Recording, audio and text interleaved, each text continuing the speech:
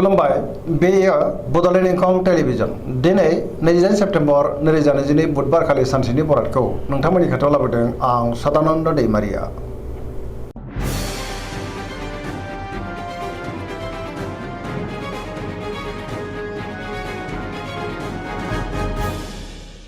सिगां फरायनो लादों मेष राशि गिबि हांखो अ ल। दिनैनि साना जोबोर मोजां, गोसोखौ दिनै जोबोर गोजोननाय मोनगोन, बयजोंबो अनसायजागोन, मावनो लानाय खामानिखौ थि समावनो आरो गोरलैयैनो मावफुंनोबो हागोन, देहाया मोजाङै थागोन, सोरजोंबा बाख्नायजानो हागौ। रांखावरियाव दिनै जोबोर मोजां, बेफार फालांगियावबो जोबोर मोजां, आयाबो बांगोन, सोरबा लोगोनिफ्राय मोजां खौरां फैनो हागौ, पजिटिभ एनार्जिनि गोहोम गोग्लैगोन, न'खराव अनलायनाय फैगोन, बिदा फंबायजों मोजां सोमोन्दो थागोन, गुबुननि गोसोखौ दिनै गोरलैयैनो बोनोबो हागोन, समाजाव मान मोनगोन, सेंग्रा सिख्लाफ्रा जोबोर रमान्टिक जागोन आरो गावबा गावनि गोसोनि साननायखौ फोरमायलायनोबो हागोन, गुबुननि थाखाय गोबां मोजां खामानि मावनानै होनोबो हागोन। सरासनस्रायै दिनै साना जोबोर मोजां आरो मोजाङैनो बारग'लांगोन।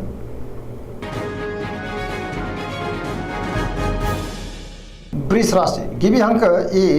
अ ब। दिनैनि साना जोबोर मोजां, गोबां मोजां खाबु फैनोबो हागौ, गोसोआ दिनै जोबोर खुसि जागोन, सोरजोंबा बाख्नायजानो हागौ, मावनो लानाय खामानिखौ मावफुंनो हागोन, सिगांनो बबेबा आद्रा खामानियाबो दिनै मावफुंजागोन, रांखावरियाव मोजां, बेफार फालांगियावबो मोजां होनजायो,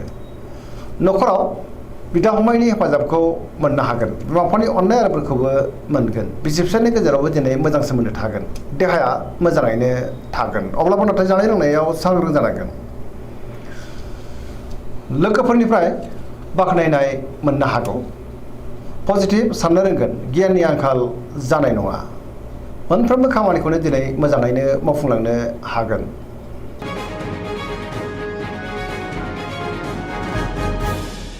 मिथुन राशि गिबि हांखो क स। दिनैनि साना जोबोर मोजां, गोसोखौ जोबोर गोजोननाय मोनगोन, पजिटिभ साननो रोंगोन, मोनफ्रोमबो खामानिखौनो दिनै मोजाङैनो मावफुंलांनो हागोन, गियाननि आंखाल जानाय नङा, गोसोनि साननाया मोगथाङाव जाफुंनो हागौ, गोसोआ दिनै जोबोर रमान्टिक जागोन आरो गोसोनि साननायखौ फोरमायलायनोबो हागोन, देहाया मोजाङैनो थागोन, रांखावरियाव मोजां, बेफार फालांगियावबो मोजां होनजायो, न'खराव अनलायनाय फैगोन, समाजाव बयजोंबो मान होजागोन, गोसोनि बोलोआ बांगोन, सोरबा लोगोनिफ्राय मोजां खौरां फैनोबो हागौ, गुबुनजों मोजां सोमोन्दो लाखिनोबो रोंगोन, बहाबा थाङोब्ला दिनै जोबोर मोजां आरो मोजाङैनो हान्थिनोबो हागोन, लाइमोनफोरनि गोसोआ दिनै जोबोर खुसि जागोन आरो गावबा गावनि गोसोनि साननायफोरखौ फोरमायलायनोबो हागोन। कर्कट राशि गिबि हांखो ड ह। दिनैनि साना जोबोर मोजां, माबा मोनसे मोजां खौरां फैनोबो हागौ, गोसोखौ दिनै जोबोर गोजोननाय मोनगोन,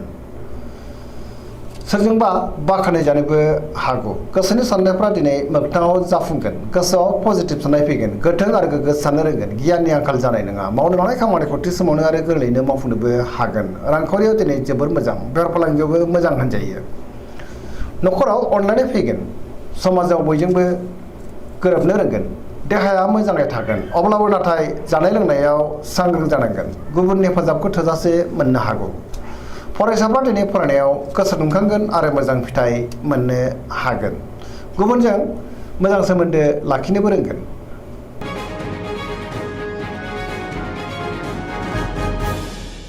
सिंह राशि गिबि हांखो म ट। दिनैनि साना जोबोर मोजां, गोसोनि साननाया जाफुंनो हागौ, गोसोआव पजिटिभ साननाय फैगोन, मावनो लानाय खामानिखौ थि समावनो आरो गोरलैयैनो मावफुंनोबो हागोन, सोरबा लोगोजों बाख्नायजानो हागौ, बहाबा थाङोब्ला दिनै जोबोर मोजां आरो मोजाङैनो हान्थिनोबो हागोन, रांखावरियाव जोबोर मोजां, बेफार फालांगियावबो जोबोर मोजां मुलाम्फा मोनगोन, न'खराव अनलायनाय फैगोन, बिदा फंबायनिफ्राय थोजासे हेफाजाबखौ मोननो हागौ, गुबुननि गोसोखौ दिनै गोरलैयैनो बोनोबो हागोन, देहाया मोजाङै थागोन, अब्लाबो नाथाय जानाय लोंनायाव सांग्रां जानांगोन, बयजोंबो गोरोबनो रोंगोन, गुबुननि थाखाय गोबां मोजां खामानि मावनानै गोसोआ दिनै जोबोर गोजोनगोन, पजिटिभ साननो रोंगोन, गियाननि आंखाल जानाय नङा।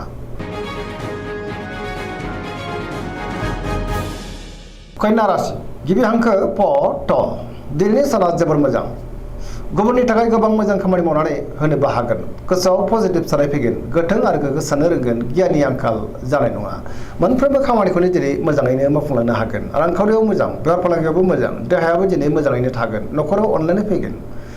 गोबां खामानियाव दिनै मुखुबबो थागोन सोरजोंबा बाख्नाय जानोबो हागौ पजिटिभ एनार्जिनि गोहोम गोग्लैगोन सेंग्रा सिख्लाफ्रा जोबोर रमान्टिक जागोन आरो गावबा गावनि गोसोनि साननायखौ फोरमायलायनोबो हागोन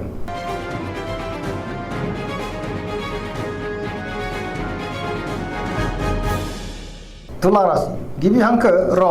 ट दिनैनि साना जोबोर मोजां गोसोनि बोलोआ बांगोन बहाबा दावबायनो खाबु मोननोबो हागौ गोसोनि साननायफ्रा दिनै मोगथाङाव जाफुंगोन मावनांनाय खामानिखौ थि समावनो आरो गोरलैयैनो मावफुंनो हागोन देहाया मोजाङै थागोन रांखावरियाव मोजां मोननो गोनांखौ दिनै मोननो हागौ न'खराव बिसि फिसायनि गेजेराव अनलायनाय फैगोन बिदा फंबायजों मोजां सोमोन्दो थागोन समाजाव बयजोंबो मान होजागोन गुबुननि गोसोखौबो दिनै गोरलैयैनो बोनो हागोन सोरबा लोगोनिफ्राय थोजासे हेफाजाब मोननो हागौ गोदान खामानियाव दिनै आखाइ होजेननो हागोन लाइमोनफ्रा जोबोर रमान्टिक जागोन आरो गावबा गावनि गोसोनि साननायखौ फोरमायलायनोबो हागोन गोसोआव पजिटिभ साननाय फैगोन गोथों आरो गोग्गो साननो रोंगोन गियाननि आंखाल जानाय नङा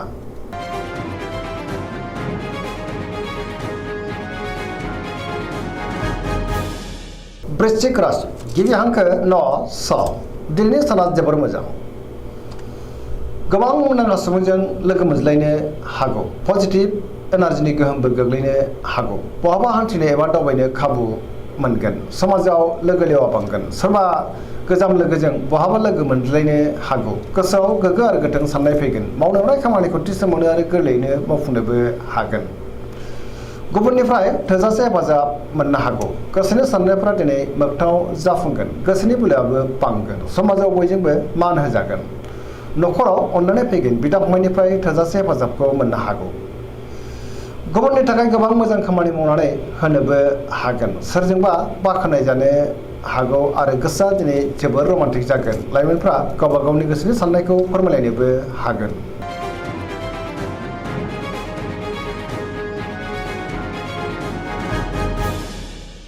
धनु राशि गिबि हांखो ढ फ भ दिनैनि साना जोबोर मोजां गोसोखौ दिनै जोबोर गोजोननाय मोनगोन मावनांनाय खामानिखौ थि समावनो आरो गोरलैयैनो मावफुंनोबो हागोन माबा नङा माबा मोनसे मोजां खौरां फैनोबो हागौ गोसोनि साननायफ्रा दिनै मोगथाङाव जाफुंनो हागौ रांखावरियाव जोबोर मोजां मोननो गोनांखौ दिनै मोननो हागोन बेफार फालांगियाव जोबोर मोजां होनजायो अब्लाबो नाथाय खरसायाबो बांगोन समाजाव मान मोनगोन बहाबा थाङोब्ला दिनै जोबोर मोजां आरो मोजाङैनो हान्थिनोबो हागोन देहाया मोजाङै थागोन अब्लाबो नाथाय जानाय लोंनायाव सांग्रां जानांगोन न'खराव अनलायनाय फैगोन बिदा फंबायनिफ्राय थोजासे हेफाजाबखौ मोननो हागौ बिमा बिफानि अननाय आरिफोरखौबो दिनै मोननो हागौ सोरनिफ्रायबा मोजां खौरां मोननोबो हागौ गुबुनजों अनजासे गारगोन आरो मोजां मोनजागोन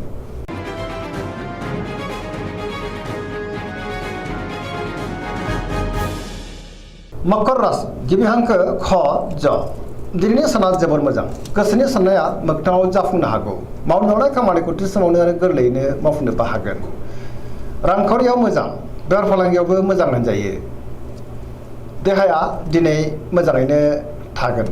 अब्लाबो नाथाय जानाय लोंनायाव सांग्रां जानांगोन गुबुनजों मोजां सोमोन्दो लाखिनोबो रोंगोन मोनफ्रोमबो खामानिखौ दिनै मोजाङैनो मावफुंलांनो हागोन सिगांनि बबेबा आद्रा खामानियाबो दिनै मावफुंजानो हागौ न'खराव अनलायनाय फैगोन बिदा फंबायजों मोजां सोमोन्दो थागोन सेंग्रा सिख्लाफ्रा जोबोर रमान्टिक जागोन आरो गावबा गावनि गोसोनि साननायखौ फोरमायलायनोबो हागोन फरायसाफ्रा दिनै फरायनायाव गोसो दुंखांगोन धोरोमारि बिथिङावबो गोसो दुंखांगोन पजिटिभ एनार्जिनि गोहोमबो गोग्लैगोन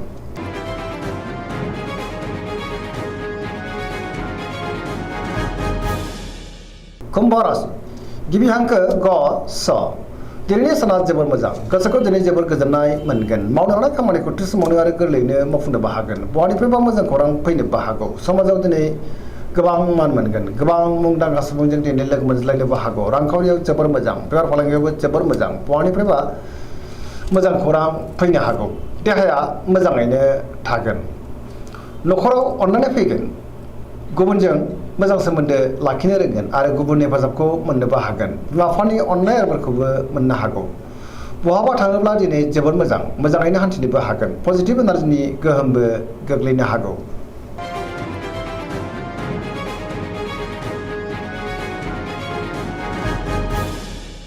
मीन राशि गिबि हांखो ड स। दिनैनि साना मोजां आरो गाज्रि गेजेरजों बाबेनलांगोन। गुबुननि थाखाय नाङा भाङा जेंनायाव गोग्लैनांनोबो हागौ। गोसोआव नेगेटिभ साननाय फैगोन। गोसोनि बोलोआ लोरबां जानोबो हागौ। गावनि गोसोनि साननायखौ नाथाय गुबुननो फोरमायनोबो हागोन।